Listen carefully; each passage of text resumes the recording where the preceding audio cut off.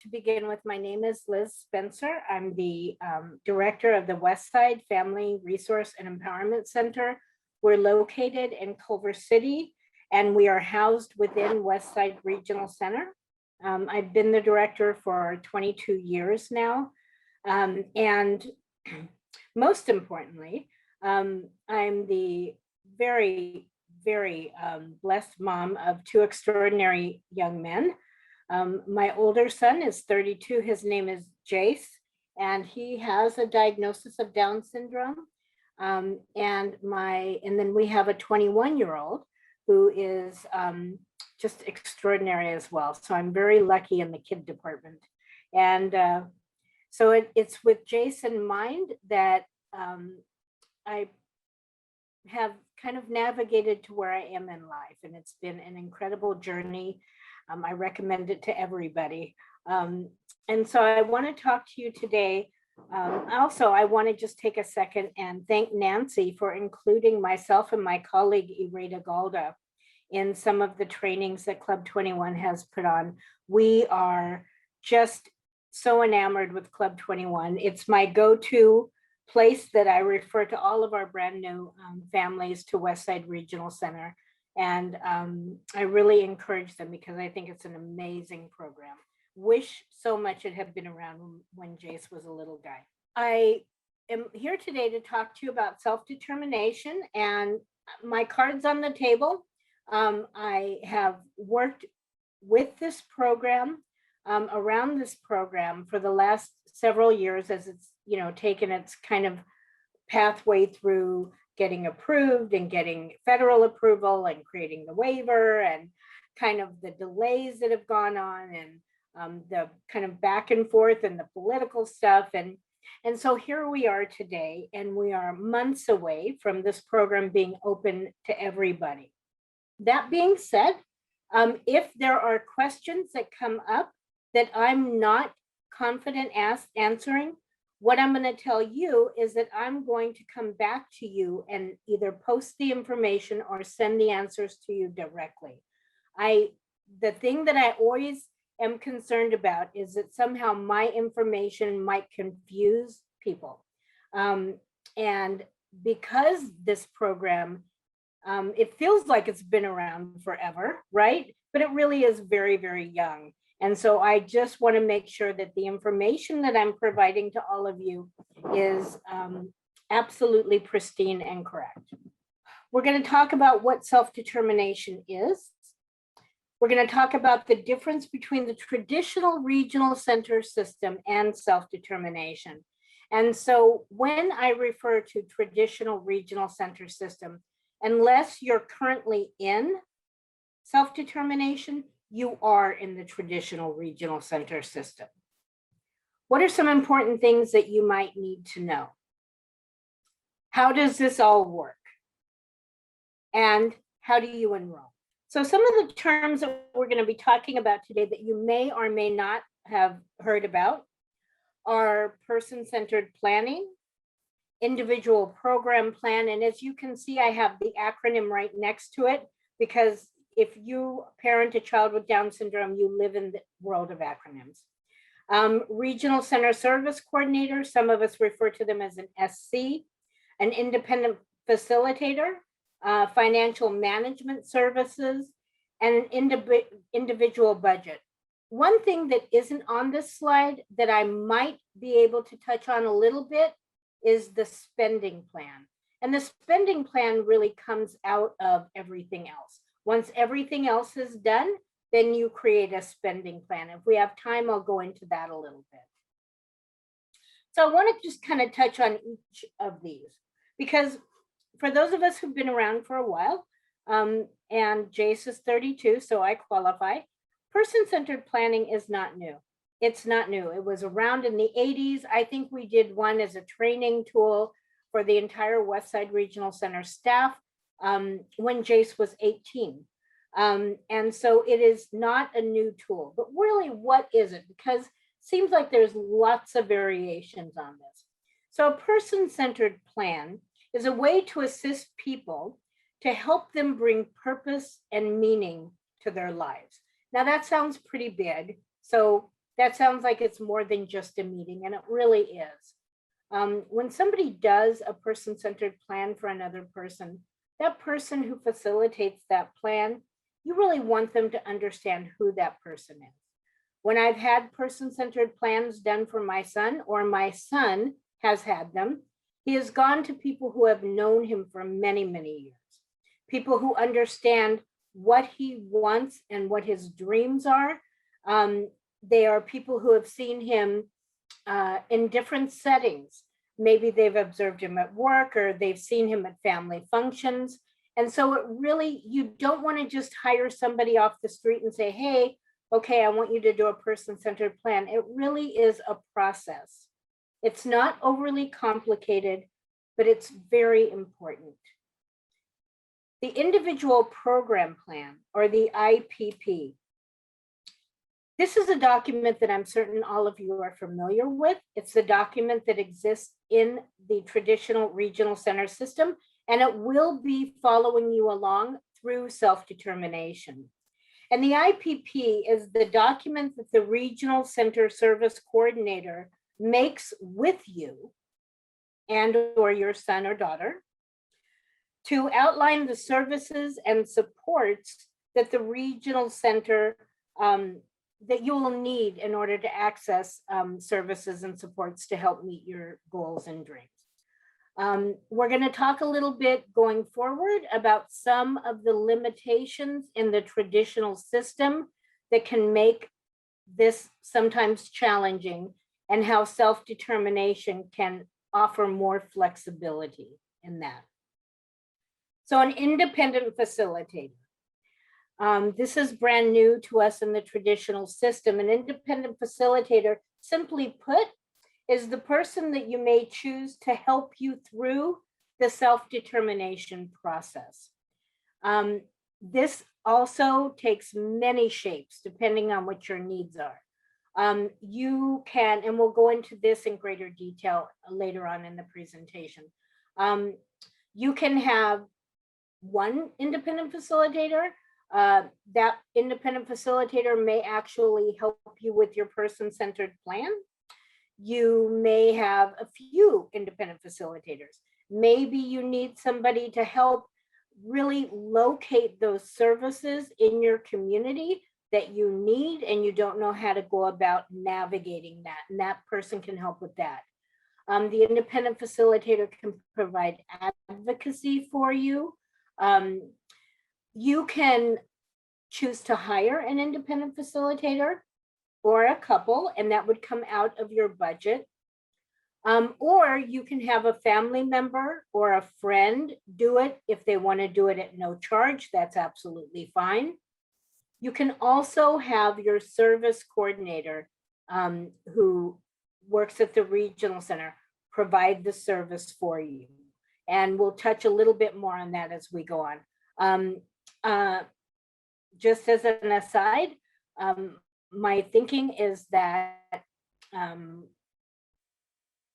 at least at the beginning of this whole process, it is not a bad thing to, I apologize, to go ahead and hire an independent facilitator, somebody that you trust, because as we're all beginning this journey, there are a few glitches and a few bumps in the road, and having that person who's really knowledgeable to help you seems like money well spent. We're also going to talk a little bit about the individual budget. And the individual budget is essentially the amount that you can spend on the services and supports that you need.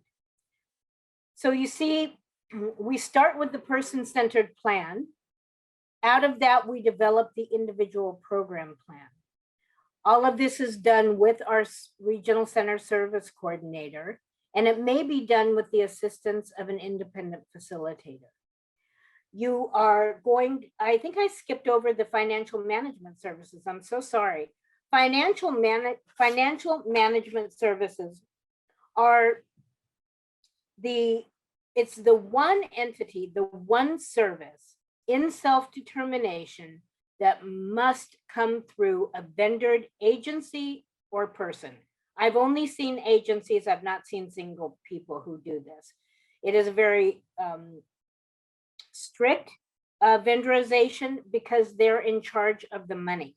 And so obviously they have to really meet a bar, a very high bar within California to make sure that they're trustworthy, that they're bonded, that they've got a proven track record, that they know how to do all of this, because they're really, the money is taken out of the regional center system and it's put into the FMS, the financial management services, whether it is Premier is one, there's a couple of ones that you may have heard of.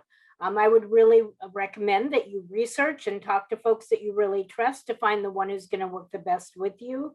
But it's a very, very important service. So then as you're as you're working with your financial management services, they're also helping you with your individual budget.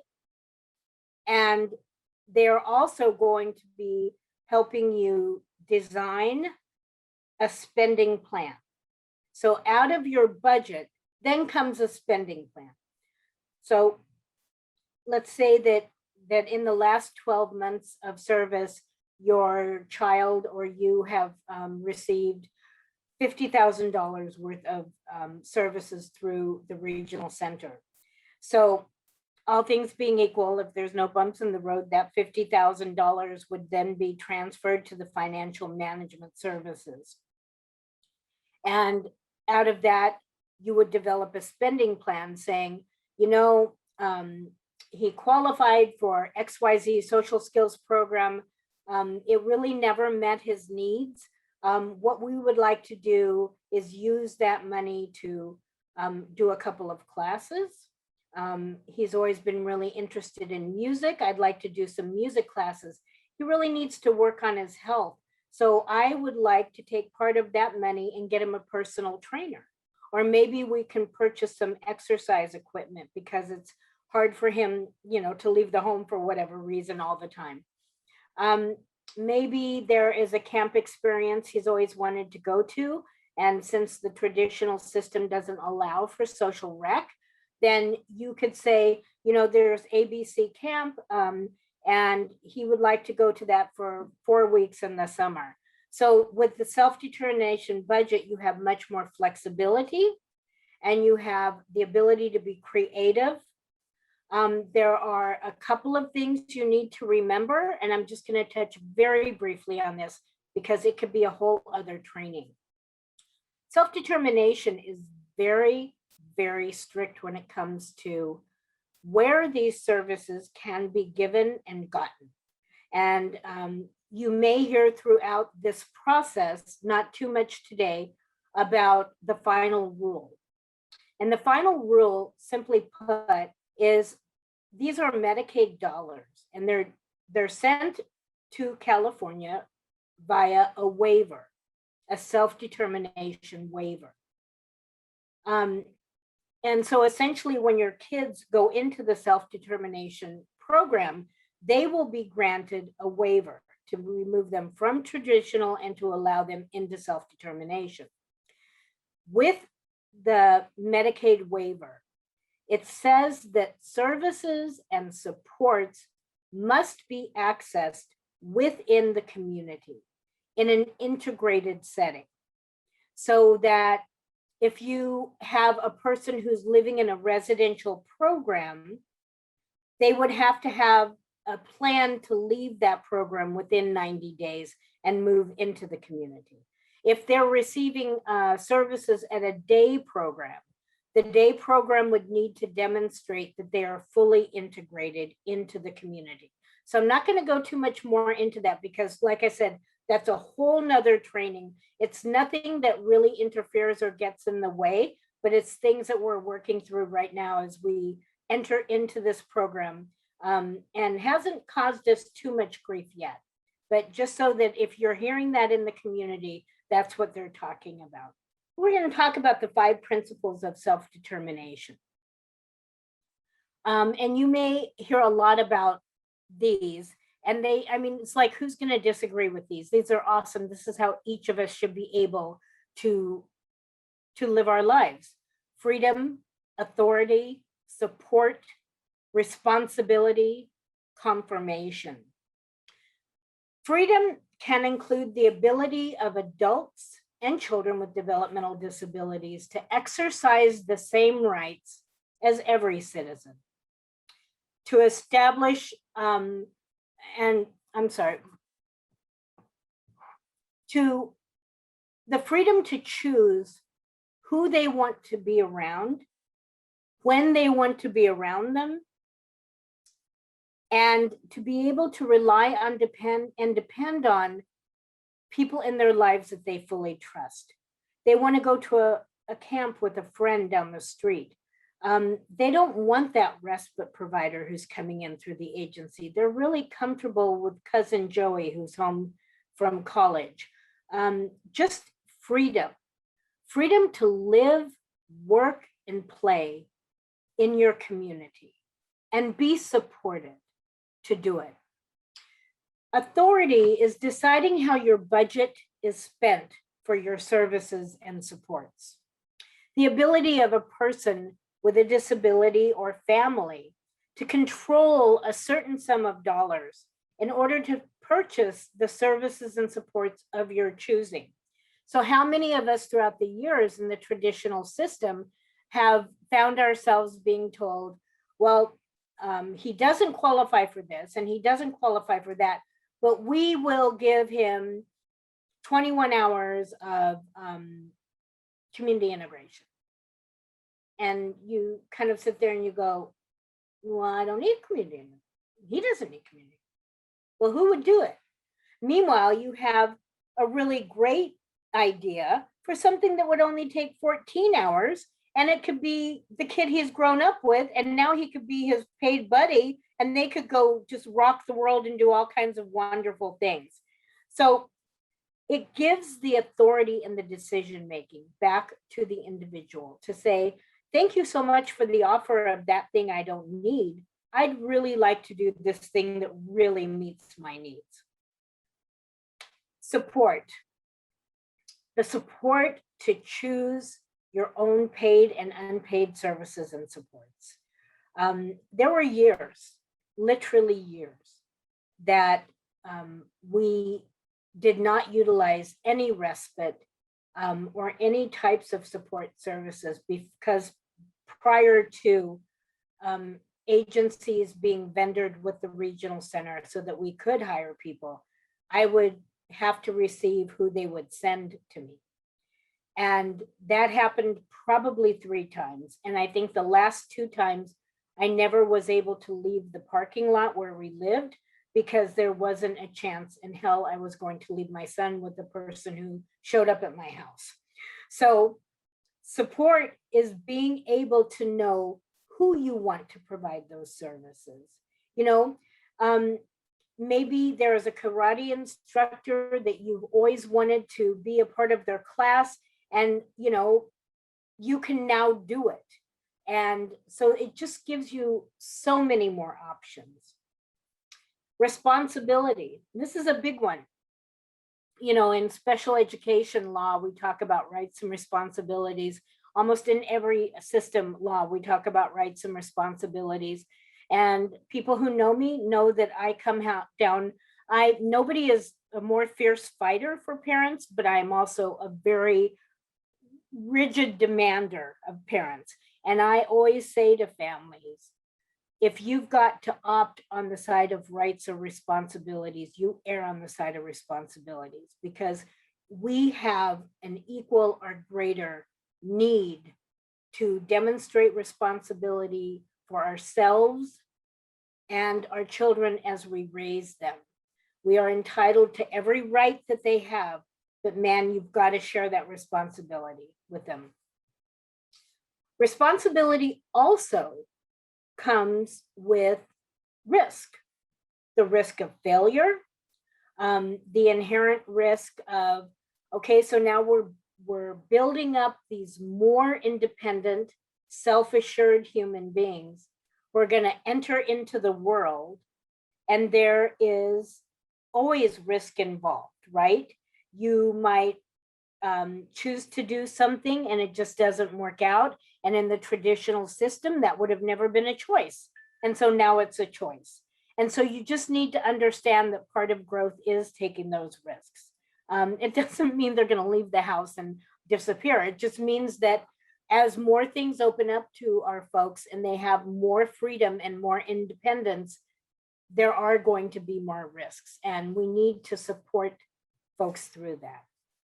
Confirmation is making decisions in your life by designing the services that you rely on. And so that, I mean, that's pretty much very self-explanatory. And it's something that we haven't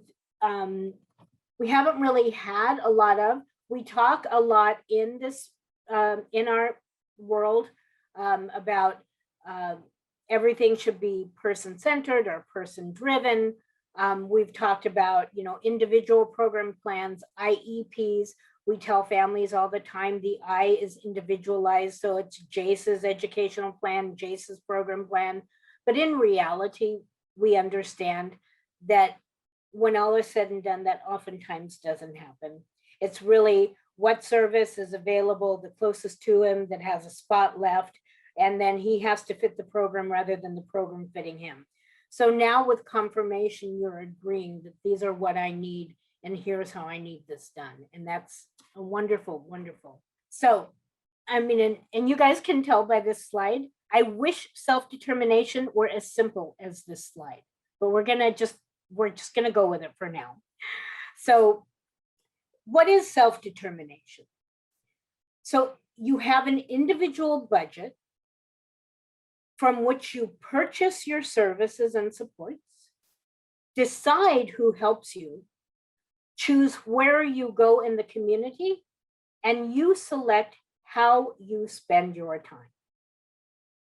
Your individual budget, we'll touch a little bit more on this later, is based on the prior 12-month period of services. So self-determination opens to all California folks who are eligible for self-determination. So that would be anybody within the regional center system. If they're under 3, they would need to be what we call a status 2, and that's not a difficult process. That just means that the baby is going to be remaining with the regional center system most likely throughout life, and that is the vast, vast, vast majority of folks with Down syndrome. So it will be open June 7th. So you would ask your service coordinator for the financial statement for the previous 12 months, and that will give you an idea. That will give you an idea of what that budget is going to look like. And we'll touch on it more later about things like unmet need and other things that could ramp up or bring down your budget. But I haven't experienced too much drama or blowback yet. It's pretty straightforward. Another thing to remember, and I may be repeating this too, is that let's say you have and I just keep using $50,000 because it's easy for my kind of poor math brain. So let's say that you have a budget of $50,000. That's going to be based on maybe you've received 20 hours of respite a month or 15 hours of respite a month, and they're paying the respite rate. The regional center has paid the respite rate, which with all kinds of fees and administrative costs may be $31 an hour or $28 an hour. But you can take that money and hire folks that you really love and love to be around your kid, and maybe it costs $15 an hour. So there is a lot of room here. It's not a service for service thing. It is the budget that now you have control over how it's being spent. And most likely what you're going to spend it on is going to cost less than what the regional center has had to spend on it.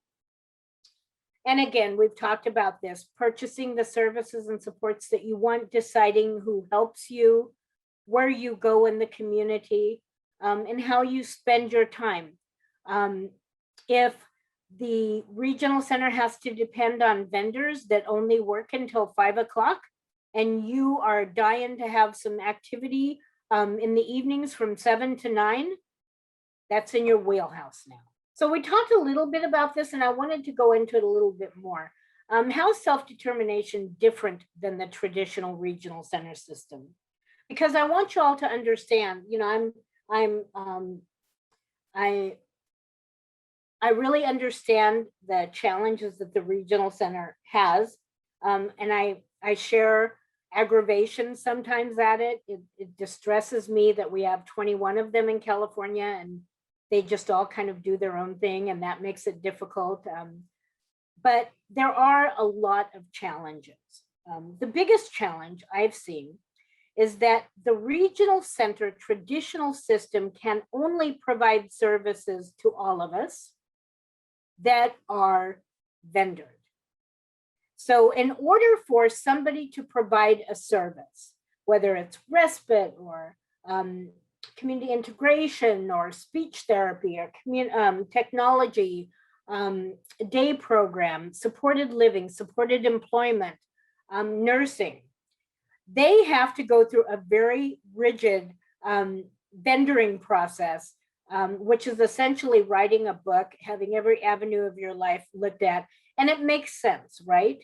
Because California must err on the side, the extreme side of protecting the residents. The last thing that you want to do is purchase a service for one of your clients and have them hurt, or have them neglected, or have them abused.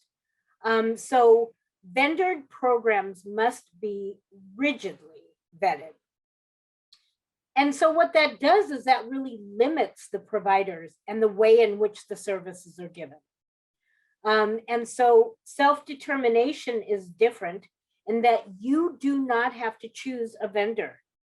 You can go to Katie's karate shop, and Katie wouldn't know a vendor if it flew in her house. And you can say, I want you to teach karate to my son. And Katie can go, absolutely, love this idea. Katie doesn't have to be vendored.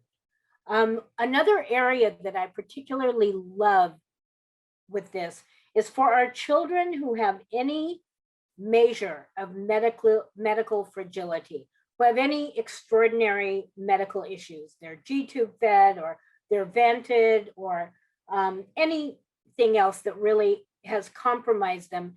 And their mom and dad are just on their last leg. They are 24/7 doing all of this medical care. Nurses through our vendored agencies are at a real shortage right now in California, throughout California. So it's oftentimes very, very difficult to find that support. Similarly, when children have medical issues, oftentimes you'll hear that they must have LVN provided respite. So they can't just go to a respite agency or find people to do it. They must have an LVN. So what that translates into oftentimes is that they just don't have any help at all, because there's never anybody available who meets the standard. With self-determination, when you have children who are medically fragile or have medical issues, they are no longer required to have a vendored LVN. So if you have family members, or you have friends, or maybe your next door neighbor's daughter is going to nursing school, or son's going to nursing school, you now have the ability to say, I'd love to hire you to come in and do this service for me. And that is absolutely within your right. Now I don't want you to think it's a free for all, and that we're just going to be, people are going to be coming from the black web to come and support our children. No, there are still background checks, and there is still looking at people, so that, we're going to limit that. It's not going to, like I said, be a free for all. But it does give so much more support and care to our families who are really struggling. You control your budget. let's say with the same $50,000, you find out that, you're getting a monthly statement from your financial management systems person, and you find out that you're right on track, or you find out that you are a little bit under, and maybe you haven't used, you thought you really wanted to do horseback riding, and you got there and you found out that you hate horses. So that you're able to have some flexibility with moving some of those categories of money around. You control your budget. I believe you can move up to 10% of your budget from one category to another, because life, you don't know what's going to happen in a year. You might decide you need more of something over here, and you can do that. And again, just tremendously increased flexibility. So with self-determination, you can choose services and supports that allow you full access to the community. Absolutely. You've heard me say this again and again today. And how that looks is different for every human being. There are people who need support to work. There are people who don't need support to work. There are folks who might need support building a business. There are people who want, let's just say, one of the things that would work for my son is that we live in Whittier. It's a fairly easy town to navigate, but as small as Whittier is, if you take a bus, it can actually take you an hour and a half to go 3 miles. But what really works for my son is Uber. He's the king of Uber. He is the king of Uber. So Jace doesn't want somebody with him when he goes somewhere to meet friends, because that's kind of gross, right? And he doesn't need it all the time. So he has the Uber app, and he calls up an Uber. And it has been fabulous. So that would be one of the supports that we would look at putting in Jace's budget, in his spending plan, is to have access to Uber, because that's what's important to him, to get from where he is to where he wants to be safely, without having to plan it days in advance, and without having to leave wherever he is early because he has access. So really giving him that would be important to him. And number 3 would be purchasing the supports and services that align with your goals. Remember, the person-centered plan that you're going to draw up is about your goals and what's meaningful to you and who you want in your life. Your individual program plan that you work with your service coordinator from Regional Center is really taken from that person-centered plan, put into the individual program plan, and it also aligns with your goals. What is important to you? You don't have to justify it. Somebody asked me the other, a couple of months ago now, that their daughter really, really, really wanted to do square dancing. And there's it's not the thing much anymore. It was when I was a kid 112 years ago, but it's not the thing too much anymore. But there was a class they had found in Orange, I think, and it was going to be an issue with transportation, and her daughter was really dying to go. And right now it's on Zoom, but they're going to meet in person. And how can we do this? And how can we get there? And her goal is to, in her IPP, her goal is to maintain health, to stay healthy, to work on her weight. Square dancing aligns with all of this. There you go. So purchase the supports and goals that align, or services that align with your goals. What are some examples of services and supports that you can access through self-determination? There are actually many more than this. Here were a few that, I didn't include massage, because some people have looked at that and gone, what? But actually that's included. A personal trainer. Let's say that, you need to just get a little bit healthier before you go out and join that YMCA class or that hiking club. You work with a personal trainer. Camp. Since 2009, traditional regional centers have not been allowed. It was never our choice to fund social recreational programs. Self-determination changes that. It can now do that. So camps, chiropractic services, yoga, support to live on your own. Again, traditional system does support to live on your own as well, but this is a little bit more creative and individualized, fewer restrictions. And in order to live on your own, everybody is going to have a different vision of how that is. So everybody needs to figure out what's going to work for them. Cooking classes, exercise equipment, technology. Worked with a young lady not too long ago who was having a hard time accessing Zoom, but also was on a fairly strict medication regimen. And so the idea was just to get her an updated iPad and a Apple Watch, which one or both of them at all times could remind her it was time to take medicine, which would really assist her with living independently, maintaining her health, all goals on the IPP, right? So all of these things you can just kind of look at and extrapolate. Beginning your own business, huge, huge, very important. Micro enterprise, or, you know, taking certain classes to learn how to do what's important to you better. Okay, so these are just a few of the examples. Again, I'm not giving you a list of a million things that you have to have, just some ideas of how you can be creative now. So where do we start? At the beginning, right? And we're all kind of at the beginning. We certainly had hoped. Self-determination, I hope that I'm getting this correct, actually came to be June 7th, 2018. The idea was to have a 3-year process where 2,500 Californians who were randomly drawn through a lottery would begin the program in a pilot statewide program. And that would give us the opportunity to see where the potholes were, what wasn't working, what was working, and then make it a lot more accessible to people throughout the state when it opened up for everybody on June 7th this year. So you all know what I'm going to say.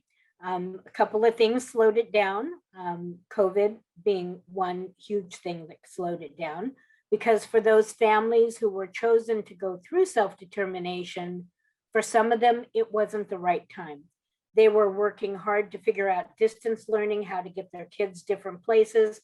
What is this thing about isolating and masks and fear?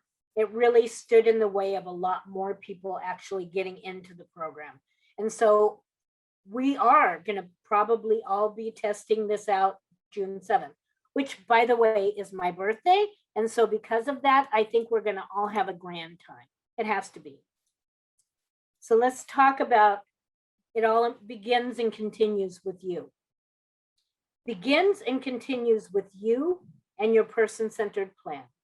You and your goals and your hopes and your vision. You and your service coordinator. You and your independent facilitator. You and your financial management services. And you and your individual budget. It begins and it continues with you. The interesting thing about this is that all of these interact. All of these. You and your person-centered plan and your service coordinator and your goals and your financial management and your independent facilitator and your budget and your spending plan. The one thing that never ever changes is you. Person-centered planning, just to talk a little bit about this. And we've talked a little bit, so I'm going to go fairly quick. If I'm talking way too fast, just say slow down. So with person-centered planning, you drive the process that helps you think about your future and your goals. Kind of sitting around in a room, all people that you know and like and who value you. And you're like, yeah, I want to work in a movie theater and own a restaurant. Okay, let's talk about that. For years, my son wanted to be a policeman. And so what we were able to do was get him into the Explorer program and to volunteer at our local police station. There are ways to do everything. everything.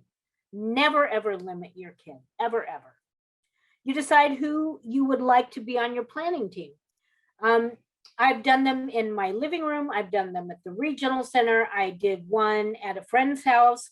It's been a big living room. You have 10 or 12 people or 8 or 9, or you have one. It's your choice. You can invite your friends, families, teachers, coaches, anyone that you're comfortable with and who knows and understands you, your hopes and your goals. With your planning team, you determine what you will need to meet your goals.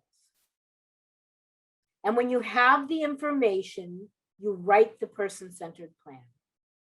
Based on your person-centered plan, which you then give to your service coordinator. And by the way, at every single one of my son's person-centered plans, his service coordinator has been there.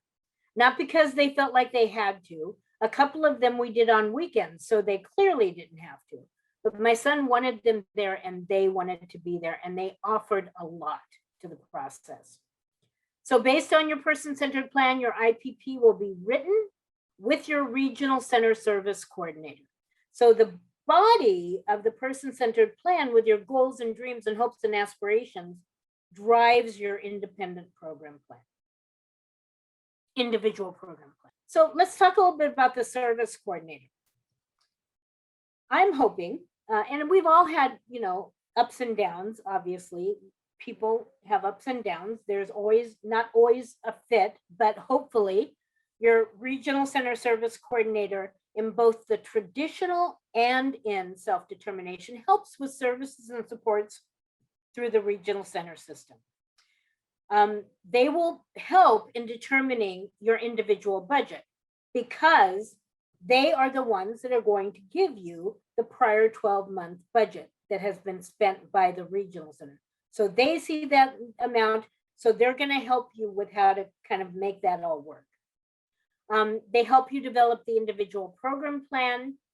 And if you want, they can work as your independent facilitator. It will not cost you any money if they do that. And I'm just gonna, again, cards on the table, because I'm Liz and I can't fib. I don't think it's a great idea. Number one, I think independent facilitators are not that expensive. And I think at least for the first year or two, as we're all getting comfortable with this program, take a few $100s or however much it's going to spend out of the budget and pay for somebody to be an independent facilitator. I think it'll take a lot of the pressure off. But that again, that's me. You could have an amazingly competent, wonderful, warm, extraordinary, exceptional relationship with your service coordinator. I do actually have that with my son's service coordinator. But I would see them in a different role as the independent facilitator. The independent facilitator. So if you choose to hire an independent facilitator, they must be paid out of the budget. You can also choose a person like a friend or family member who does not want to be paid. If I wanted to be my son's independent facilitator, and if he allowed me, which he might not, then I could not be paid. As his mother, I could not be paid. But I might want to do it. And if he wanted me to, I'd be happy to. Similar with friends. Independent facilitator can help you with as much as you want without going into great depth. You could have, for whatever reason, 6 independent facilitators. Let's say you wanted one to help you write the person-centered plan, or you wanted somebody who was a huge advocate and could advocate with the regional center about securing more money in your budget. Let's say that you wanted somebody who was really awesome with the spending plan. You could have as many as you wanted. I think 1 is good, maybe 2, 1 to help with the person-centered plan if you want, and then 1 to help develop and design the programs and supports at the beginning. Again, I tell people look at it in a 1 to 2 year frame. Once we're all comfortable with this, there may not be great need for independent facilitators, but at the beginning, I think it's really helpful to have them. The one thing about the independent facilitator, there's a couple things. They do not have to be vendored. Remember, the only entity that needs to be vendored is financial management services. There is a little bit of knowledge that the independent facilitator needs to be able to demonstrate. The state is a little bit murky on exactly what that is, whether it's a certificate or just becoming knowledge. It kind of goes back and forth, but there isn't a lot. But the one thing the independent facilitator can never do is they cannot provide you with any other service. So they can't be your independent facilitator and your support person in the community. They can't be your respite provider. They can't design technology for you. They can only be your independent facilitator. And obviously that's because that would be a huge conflict of interest, right? If the independent facilitator had to really argue that you needed tons of speech, and then, oh my gosh, they ended up being the speech therapist, that would be a total conflict of interest. So that's why that's like that. The individual budget is based on the amount of money you can use for your plan. The budget is based on the amount the regional center has spent for your services over the previous 12 months. It can be adjusted as your needs change. It can actually go up or down. If you've got your $50,000 budget and the end of the year, you've done everything you need and want to do, and you've only spent $35,000, that's not a failure. And that money does not roll over, but that's the way we hope it's going to be. Self-determination at its worst must be cost neutral. And oftentimes we see that there's actually a savings to the system. If you have a major change in your life, you lose a job or you have a major illness, maybe you've become homeless or you have to move, you can always gather your team and let them know things have changed and that you need to review. Another thing that we talk about a lot is accessing generic services. You can't spend your budget to pay for private school. You could use it to pay for tutoring, but you first must look at generic services. So that would be education through the local school district, personal care through in-home support services, anything that is generic services, anything that anybody else other than a regional center client would have access to. So that's something that you'll also hear a lot about in self-determination. The financial management service provider, it is the only self-determination service that must be provided through a vendored agency. No ifs, ands, or buts, no flexibility, must be. They handle all the money. These are just a few of the things that they do. They handle all the money, they verify qualifications, and they do background checks for you. They pay your providers and they help manage your budget. Next step, ready. Contact your service coordinator and let them know that you're interested in your son or daughter being a part of self-determination as of June 7th. Set. In order to go into self-determination, you must attend an orientation meeting at your regional center. The beauty of that is that maybe the ones that they have to offer don't jive with your schedule. That's cool. Go to every regional center, find out when their orientation meetings are. They're all being done via Zoom. You can go to any orientation that any regional center puts on. It doesn't have to be your own. So that makes it a little bit easier. Talk a little bit about what you've learned. In self-determination, you or your child are the focus. You guide the goals, services, and supports. You get to choose who's on your team. You choose your independent facilitator, and it's not a one and done. If you hire somebody to be the independent facilitator and you guys all of a sudden go, ooh, ick, what have we done? Change them. It's not set in stone. It's not difficult. You can choose to pay someone or have a friend or family member who doesn't want to be paid, or you can ask your service coordinator to provide the service at no charge. Your services are paid from your individual budget. Your financial management services provider will help you. prior to entering self-determination, you must attend an orientation meeting. This next slide is the one I'm least proud of. And what I want Will to be able to do to you is to be able to send you a much more robust resources page. There's some great information out there. For anybody who's not as familiar with person-centered plans, go to YouTube and look up Sally Burton Hoyle. Does extraordinary person-centered planning and makes it very accessible. And you never ever, I mean, she has done person-centered plans with folks that, you know, have no words, have no, you know, I mean, just all kinds of really super intense needs, people that nobody would have ever thought could ever participate, and gets so much and has developed such extraordinary plans. And she just is really the go-to, and you'll see what ease there is. There's ease and comfort in having these person-centered planning sessions. And so I do want to give you a commitment, Will, that maybe by the beginning of the week, I'll be able to send you a much more robust resources page for folks they can click on to get more information on not only person-centered planning, but independent facilitators and things like that. So I think wanted to give a special acknowledgement to Jason Lindo from Alta Regional Center of all of the things that I researched to do this for you. He was the one that gave me the most, I thought, really great information. And so I wanted to do a shout out to him. And I think we may have time for half of a question, but I can stay as long as you all need me to. What if I do not have a lot of services currently, so we do not have a big budget from the previous 12 months? Should we begin to ask now for services to be put on the IPP, even if it's denied, so that there's some kind of documentation?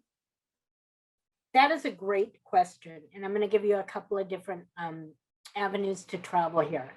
So I'll give you a couple of examples. So let's say that you have a child, and maybe this is a 14, 16, 17-year-old, and you have really wanted to find a great social skills program for them because you see a lot of value in it, and you know that the programs are, you know, really helpful, especially to teens. In our situation, something like this did happen to us, and at the time, we researched maybe, I think we were given an opportunity of like 8 different programs, and none of them were accepting students at the time who were not on the spectrum. There weren't a lot of other programs that were designed specifically for or including folks with Down syndrome. So for 2 or 3 years, we searched for opportunities. So if that were happening to me now, and maybe I only had respite on his plan because he was a teenager, maybe a couple of other things, but it was a very low budget. I would say to my service coordinator, you know, for 3 years, we looked for this program for him, and we couldn't find anything. There was nothing available to him. That would be an unmet need. Okay, so an unmet need, then what they would do is that they would take the average cost of what they would spend on that program or service, and they would factor that in. Now, I'm not going to tell you it's going to be as easy as saying, oh, okay, well, my son has unmet needs, so I need you to do this. You're going to have to go in there and say, you know, in 2019, we asked for this and it wasn't available. In 2018, we looked for this and it wasn't available. So it's going to take a little bit more conversation, but you absolutely have that right to do that. It makes a lot more sense than inflating it with services that he may not need or want right now. I would really go down the unmet need category, and I've seen some really good success with it. We switched regional centers about 6 months ago, And the question is it better to wait for a full year of traditional services before asking for self-determination? She asks because she has a 14-year-old son, and they just started this month with ABA therapy, and it seems to be a good connection. So it isn't just the 6 months at Inland. It is cumulatively the last 12 months. That would include both regional centers. So the other thing to think about is ABA is typically funded through Medi-Cal or private insurance now. So that may not be the thing that generates the most on his budget or services. I would think that, again, look to the area of unmet needs. You know, he really would have benefited from this, that, and the other thing, but they weren't available to him. What were those things that he could have used that were not available to him, and consider using unmet needs?